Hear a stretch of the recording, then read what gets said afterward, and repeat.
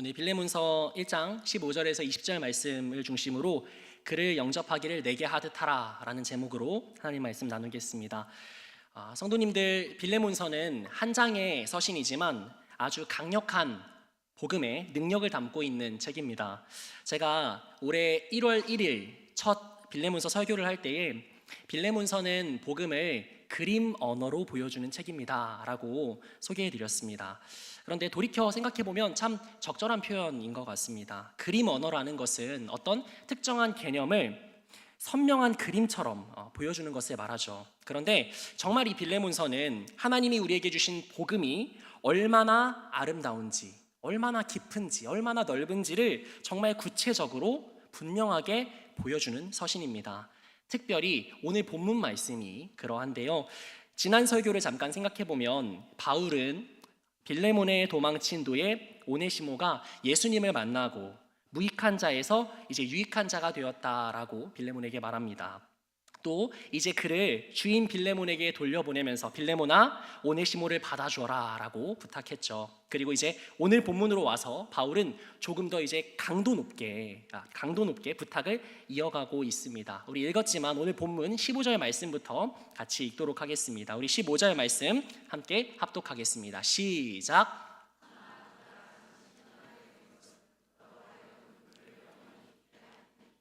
아멘. 이 구절을 조금 더 쉽게 표준 세번역 성경에서는 이렇게 번역합니다. 그가 잠시 동안 그대를 떠난 것은 아마 그대로 하여금 영원히 그를 데리고 있게 하려는 것이었는지도 모릅니다 라고 번역하고 있는데요. 성도님들, 지금 바울은 이 노예 오네시모가 주인에게 피해를 입히고 도망친 것, 또 바울을 만나서 회심한 것, 이 일련의 사건들을 하나님의 관점에서 해석하고 있습니다. 본문 말씀 다시 보여주시면요, 특히 여기 본문에 떠나다라는 단어는 문법적으로 수동태 형태입니다. 그런데 우리가 신적 수동태라고 부를 수도 있는데요, 쉽게 말해서 오네시모가 빌레몬을 떠나서 바울을 만나고 또 그리스도 안에서 변화되어서 완전히 새롭게 된 이 모든 것에 있어서 하나님께서 역사하신 것이다 라고 지금 바울이 해석하고 있는 것입니다. 물론 오네시모가 주인 빌레몬에게 죄를 지은 것, 그것은 변명의 여지가 없이 큰 잘못입니다.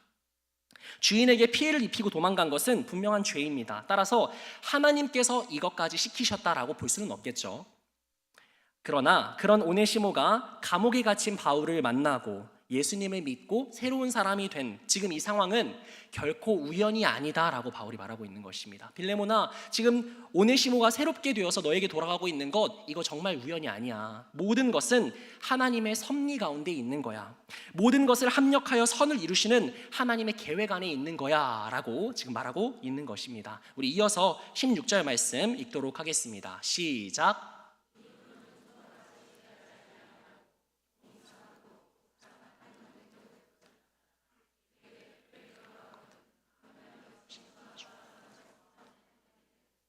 아멘. 우리가 빌레몬의 입장에서 가만히 생각해 보면 앞선 15절 말씀 충격적인 말씀입니다. 그런데 16절 말씀은 더 충격적인 말씀입니다. 지금 바울은 빌레몬의 노예인 오네시모가 종 이상으로 이제는 사랑받는 형제로 둘 자다라고 말하고 있습니다. 조금 더 쉽게 메시지 성경에서는 이렇게 기록하고 있습니다. 그는 종이 아니라 참된 그리스도인의 형제입니다. 그가 내게 참된 형제이니 그대에게는 더욱 그러할 것입니다 라고 바울이 빌레몬에게 말하고 있는 것입니다. 지금 바울은 주인 빌레몬에게 오네시모를 그냥 용서해줘라 정도로 말하고 있는 게 아니라 그리스도의 형제로 받아줘라 라고 말하고 있습니다. 특히 본문에 매우 특별히라는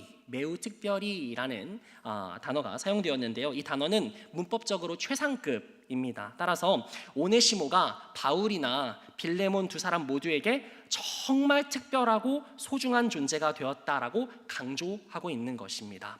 또 17절 말씀에 보면 그러므로 네가 나를 동역자로 알진대 그를 영접하기를 내게 하듯 하라 라고 말하고 있습니다. 지금 바울은 오네시모가 빌레몬에게 돌아가면은 잘 받아줘라, 용서해줘라 정도로 말하고 있는 것이 아닙니다. 앞선 16절에서는 사랑받는 형제로 대해줘라 라고 말했고요, 우리가 방금 읽은 17절 말씀에 보면은 오네시모를 대할 때에 내가 방문한 것처럼 대해줘라, 나 바울처럼 대해줘라 라고 말하고 있습니다. 정말 충격적인 표현이죠. 성도님들, 우리가 빌레몬서를 묵상할 때에 꼭 기억해야 할 것이 있습니다. 제가 계속 충격적이다 말씀드리는데 충격을 받지 못하시는 이유는 우리가 시대 배경을 잘 같이 고려해서 생각하지 못하기 때문인데요. 빌레몬서가 쓰인 1세기, 그 시대는 로마 제국이 세계를 통치했던 시대입니다. 로마 제국은 우리가 잘 알듯이 철저한 신분 사회였습니다. 주인과 종이 명확하게 구분이 되었죠. 이뿐만 아니라 바울은 어떤 사람입니까? 히브리인 중에 히브리인이고 바리새인 중에 바리새인입니다. 그런데 당대 히브리인들의 특징이 뭐냐면 선민의식을 가지고 있죠. 우리는 하나님의 선택받은 백성이다라는 선민의식을 가지고 살아갔습니다. 그래서 유대인과 이방인을 늘 갈라서 생각하고 이방인을 개와 돼지와 같이 취급했던 사람들이 바로 유대인들이었습니다. 그런데 그런 문화 배경 속에서 자란 바울이 가장 엘리트 계층이자 바리새인이자 뿌리 깊은 선민의식을 가진 유대 사회에서 자란 그 바울이 본문에서 지금 뭐라고 하죠? 빌레몬아, 너에게 피해를 입히고 도망친 이방인 노예 오네시모를 나와 같이 대하라. 그는 우리의 동역자고 그는 우리의 형제야 라고 말하고 있는 것입니다. 지금 바울은 도망친 이방인 노예, 범죄자 오네시모에게 형제라고 합니다. 거기서 더 나아가 나처럼 대해라 라고 말하면서 자신과 동일시까지 합니다. 성도님들, 우리가 이 당시 시대 배경을 고려한다면 이 말은 엄청나게 급진적인 표현입니다. 그러면 이것이 오늘 우리에게 무엇을 말해주고 있습니까? 제가 앞서 충격이라는 표현을 거듭 사용했는데요. 복음은 세상 그 어떤 것과 비교할 수 없을 정도로 급진적이다라는 것을 보여주고 있습니다. 복음은 우리의 삶을 전체를 송두리째 뒤집어버릴 정도로 강력하다라는 것입니다. 그 어떤 이념도, 그 어떤 제도도, 그 어떤 사상도 복음보다 급진적인 것은 없습니다. 우리가 본문에 바울을 통해서 확인했듯이 복음은 이처럼 한 사람을 놀랍게 변화시킵니다. 그리고 더 나아가 그 변화된 한 사람을 통해서 사회를 변혁시킵니다. 성도님들, 지금 바울은 로마 제국 안에서 살아갑니다. 그런데 그 제국 안에서 마치 누룩처럼 퍼져나가고 있는 하나님 나라, 그 나라의 시민으로서 주위에 강력한 영향을 주며 살아가고 있는 것을 볼 수 있습니다. 우리가 가만히 생각해 보면은 로마 제국의 질서에서 볼 때 도망 노예는 언제 죽여도 상관이 없는 무가치한 존재입니다. 그렇죠? 당시 노예는 그냥 사고 팔고 소유하고 소비되는 상품이었습니다. 노예는 인격이 없습니다. 상품이었습니다. 그래서 노예의 상품 가치가 떨어지면은 주인의 마음대로 버리고 살 수 있는 그런 사회가 바로 로마 제국이었고 그것이 제국의 질서였습니다. 그런데 바울은 그런 끔찍하고 폭력적인 제국의 질서 안에 살아갔지만 하나님 나라의 시민으로 살아갔습니다. 이미 이 땅에 임한 하나님 나라의 질서 속에서 살아갔다라는 것이죠. 그래서 바울은 도망 노예 오네시모를 발견하고 곧장 고발했던 것이 아니라 또 함부로 대했던 것이 아니라 자기 자신은 감옥에 갇힌 상황임에도 불구하고 오네시모를 따뜻하게 맞아주고 오네시모를 자신의 심장이다라고 표현할 정도로 사랑해 줬습니다. 그리고 그렇게 예수님을 만나 하나님과의 관계가 연결된 오네시모를 이제 바울은 주위에 있는 동역자들 한 사람 한 사람을 소개해 줍니다. 두기고, 디모데, 그렇게 한 사람 한 사람과 연결해주고 더 나아가 우리가 잘 알듯이 빌레몬서 말씀이 쓰인 배경과 같이 절대로 연결될 수 없을 것 같은 그 한 사람, 주인 빌레몬과 연결해주고 있는 것입니다. 이처럼 복음은 한 사람을 변화시키고 더 나아가 세상을 변혁시키는 강력한 능력인 줄 믿습니다. 아멘. 우리 이어서 우리 18절 19절 말씀, 본문 말씀 읽겠습니다. 시작. 그가 만일 내게 불의를 하였거나 내게 빚진 것이 있으면 그것을 내 앞으로 계산하라. 나 바울이 친필로 쓰노니 내가 갚으려니와 내가 이외에 내 자신이 내게 빚진 것은 내가 말하지 아니하노라. 아멘. 저는 빌레몬서에서 가장 감동적인 부분을 꼽으라면 이 부분을 꼽을 것 같습니다. 성도님들, 본문에서 오네시모가 주인 빌레몬에게 어떤 불의를 행했는지, 어떤 빚을 진 것인지는 정확히 나오지 않습니다. 멀리 도망가기 위해서 주인의 돈을 도둑질했을 수도 있고요, 아니면 어떤 종류의 경제적인 피해가 아닌 다른 종류의 피해를 입혔을 수도 있습니다. 그런데 중요한 것은 그런 오네시모를 위해서 지금 본문에서 바울이 뭐라고 하고 있죠? 그것을 내 앞으로 계산하라. 그가 너에게 빚진 것이 있으면 내 앞으로 계산하라 라고 말하고 있습니다. 또 19절 말씀에 보면 나 바울이 친필로 쓴다 라고 말하고 있습니다. 내가 반드시 갚겠다. 아주 확실하게 못을 박죠. 성도님들, 우리가 바울 서신을 보면은 바울이 친필로 썼다라는 이 문장은 매우 찾아보기 어려운 문장입니다. 따라서 바울은 지금 이 사안을 그만큼 중요하게 생각하며 내가 반드시 말한 대로 행하겠다, 반드시 갚겠다라고 강조하고 있는 것입니다. 이뿐만 아니라 갚겠다라는 동사 19절 말씀에 갚겠다라는 이 단어는 아포티노라는 단어인데 완전한 배상을 뜻합니다. 결국 바울은 이 모든 것을 종합적으로 살펴봤을 때 오네시모의 모든 빚을 자신의 것처럼 여기며 자신이 다 책임지고 감당하겠다라고 아주 단호하게 말하는 것입니다. 그런데 한 가지 재미있는 건 말이 여기서 끝나지 않죠. 19절 하반절에 보면은 내가 갚으려니와 너가 빌레몬 너가 이외에 너가 나에게 빚진 것은 내가 말하지 않을게 라고 말합니다. 지금 바울은 빌레몬이 자신에게 빚진 것은 굳이 언급하지 않겠다라고 하면서 그 일을 언급하고 있죠. 언급하지 않을게 라고 말하면서 언급하고 있습니다. 말을 안 할 거면 기록하지 말아야지 말을 다 하면서 안 하겠다라고 하고 있죠. 그러면 성도님들, 빌레몬은 바울에게 무슨 빚을 졌을까요? 아마 돈은 아니었을 것입니다. 왜냐하면 우리 2절 말씀, 빌레몬서 1장 2절 말씀을 보면은 빌레몬은 자신의 집에 교회가 있었던 사람입니다. 가정교회 지도자였죠. 이처럼 빌레몬은 경제적인 여유가 꽤 있었던 사람처럼 보입니다. 반면에 바울은 어떤 사람이죠? 바울은 세계 곳곳에 선교를 다니면서 하루하루 자급자족하기에도 쉽지 않았던, 넉넉하지 않았던 그런 상황이었죠. 따라서 경제적인 빚을 바울에게 지진 않았을 것입니다. 그래서 학자들은 빌레몬이 바울에게 진 빚을 영혼 구원의 빚이다 라고 해석합니다. 다시 말해 빌레몬은 바울을 통해서 예수님을 믿었고 영혼 구원 받아서 하나님의 자녀가 된 복음의 빚진 자였다라는 것이죠. 성도님들, 우리도 세상을 살아가다 보면은 주위 사람들에게 참 많은 빚을 크고 작은 빚을 지며 살아갑니다. 사회에서는 우리가 동료들에게 또 가까운 지인들에게 좋은 정보를 제공받기도 하고 경제적인 도움을 받기도 하며 힘이 들 때에는 정서적인 지지를 받기도 합니다. 이런저런 빚을 지며 살아가죠. 가정에서도 우리가 무엇보다 우리 부모님께 생명의 빚을 졌죠. 우리는 삶을 선물로 받았습니다. 뿐만 아니라 형제 자매들과 서로 돕고 위로하며 가정 안에서도 우리가 많은 사랑의 빚을 지며 살아갑니다. 그런데 그 어떤 것보다 우리 인생에 가장 큰 빚이 있습니다. 그것은 바로 영혼 구원의 빚입니다. 가만히 생각해보면 누군가 나에게 예수님을 전해주지 않았다면 어떻게 나 스스로 그리스도를 알 수 있겠습니까? 나를 위해서 누군가가 땀을 흘리고 나를 위해서 누군가가 눈물로 기도해 주었기에 오늘 우리가 예수님을 믿고 이 자리에서 하나님 나라의 시민으로 살아갈 수 있음을 믿습니다. 마찬가지로 본문에서 빌레몬은 바울에게 다 갚을 수 없는 영혼 구원의 빚을 진 상황이었습니다. 그렇기에 바울은 지금 빌레몬에게 이렇게 말하고 있는 거죠. 빌레몬, 너도 나를 통해서 받은 은혜가 있지. 그것을 떠올리면서 너에게 돌아가고 있는 그 노예 오네시모를 그가 어떠한 부정과 잘못을 저질렀다 하더라도 똑같이 은혜로 대해주기를 바란다. 설령 너가 오네시모를 용서하지 못하겠다고 그 빚이 계속해서 떠오르거든 내가 그 빚까지 다 갚을게 라고 바울이 부탁하고 있는 것입니다.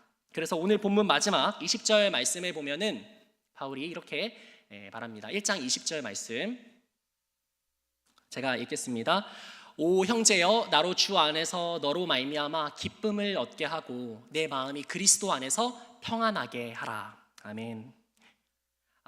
여기서 평안하게 하다라는 이 단어는 고통과 어려움에서 건져 새로운 생기를 준다라는 의미가 있는데요. 이 단어는 우리가 한번 봤던 단어입니다. 우리 1장 7절 말씀, 빌레몬서 1장 7절 말씀에 보면은 형제여 성도들의 마음이 너로 말미암아 평안함을 얻었다라고 해서 여기서 평안함이 이 단어가 사용되었는데요.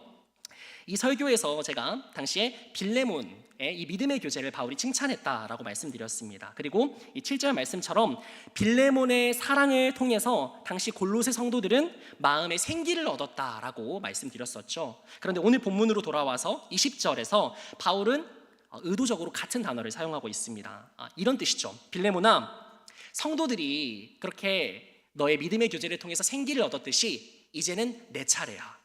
나도 너의 믿음의 교제를 통해서 기쁨을 얻고 생기를 얻고 싶다라고 빌레몬에게 부탁하고 있는 것입니다. 이처럼 바울은 오늘 본문의 5절을 통해서 따뜻하지만 아주 단호하고 분명한 어조로 빌레몬에게 오네시모를 부탁하고 있습니다. 성도님들, 저는 이번 빌레몬서 설교를 준비하면서 이런 질문을 해봤습니다. 왜 바울은 노예 제도가 잘못되었으니까 완전히 폐지해버려야 한다라고 말하지 않았을까? 이참에 이 오네시모의 일을 시작으로 해서 사회 질서 자체를 완전히 뜯어고치자, 우리 전복시켜버리자라고 이런 과격한 주장을 왜 하지 않았을까라는 생각을 해봤습니다. 앞서 말씀드렸던 것처럼 복음은 세상 그 어떤 것보다도 급진적인데 왜 이런 방식으로 성도들을 선동해서 일하지 않았을까 하는 그러한 질문을 해봤습니다. 우리가 잘 알듯이 그것은 예수님의 방법이 아니기 때문이죠. 우리 주님께서 공생애를 사실 때 예수님은 사람들을 선동해서 헤롯과 총독 빌라도, 대제사장과 종교 지도자들을 때려 눕히고 로마의 반기를 드실 수 있었습니다. 예수님에게는 많은 팬층이 있었잖아요. 예수님은 충분히 그 일을 하실 수 있었습니다. 실제로 이 종교 지도자들은 백성들의 피를 빨아먹었으며 부정부패했고 폭력적인 제국의 질서를 정당화했던 사람들이었습니다. 하지만 예수님은 폭력의 길이 아니라 십자가의 길을 걸어가셨습니다. 자신이 죽어서 모든 이들을 살리는 길을 선택하셨습니다. 그래서 지금 바울은 그 길을 따라 걸어가고 있는 것입니다. 복음 안에는 분명 사회 구조를 변혁시키는 힘이 있지만 바울은 바깥에서 혁명을 일으키는 방식이 아니라 안에서부터 사람과 공동체를 변화시키는 방식을 선택했습니다. 그래서 그는 제국의 질서 속에서 살아갔지만 하나님 나라의 아름다움을 보여주는 삶, 내가 서 있는 이곳, 나를 보내신 곳에서 하나님 나라가 임하기를 갈망하며 분투하는 삶을 살아갔다라는 것이죠. 또한 성도님들, 우리 지난 빌레몬서 설교에서도 살펴봤듯이 초대교회 역시 그 길을 따라 걸어갔습니다. 로마가 칼로 그들을 위협할 때 초대교회는 말씀으로 맞섰고, 잔인하고 폭력적으로 대할 때 희망을 잃지 않으며 사랑의 섬김을 통해서 그들은 제국의 질서에 맞서 하나님 나라의 질서를 살아냈습니다. 그러자 초대교회 성도들의 삶의 예배를 통해서 로마 제국의 질서와 가치가 전복되어 버렸음을 우리는 역사를 통해서 알고 있습니다. 말씀을 정리하며 사랑하는 성도님들, 우리는 분명 세상 속에서 살아갑니다. 가정과 일터와 사회 속에서 우리는 수많은 제국의 질서들을 경험합니다. 약자가 강자에게 착취를 당하고, 사람이 상품화되어서 사고 팔거나 이용하는 대상이 되고, 사람의 목숨을 하찮게 여기는 그런 폭력적인 문화 속에서 살아갑니다. 꼭 우리가 밖으로 눈을 돌리지 않아도 내 안에도 그러한 마음들이 참 많이 있는 것 같아요. 참 폭력적이고, 앞에서 설교를 하고 있지만 사람을 나의 이용 대상으로 여기고, 그러한 마음들이 제 안에도, 우리 안에도 있습니다.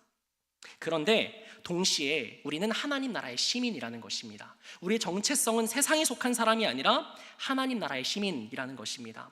그래서 하나님은 우리가 그런 제국의 질서 한가운데에서도 사자와 어린 양이 함께 뛰놀고, 어린이가 독사굴에 손을 넣어도 물리지 않는 그 나라를 꿈꾸며 살아가게 하십니다. 그러므로 오늘 말씀을 기억하며 우리가 세상을 향해 나아갈 때에 이런 고백으로 나아가면 좋겠습니다. 나를 보내사 서게 하신 곳, 가장 귀한 곳이 바로 이곳이라. 내게 주신 곳이 광야와 같아도 믿음과 소망을 가지고 최선을 다하리. 내게 맡기신 이곳, 나를 부르신 곳에 하나님의 나라가 이루어지길 원합니다. 그래서 그런 우리의 삶을 통해서 누룩과 같이 퍼져나가는 하나님의 나라를 경험하는 봉동중앙교회 모든 성도님들이 되시기를 주님의 이름으로 축복합니다. 아멘. 오늘 말씀 기억하면서 우리 일상 찬양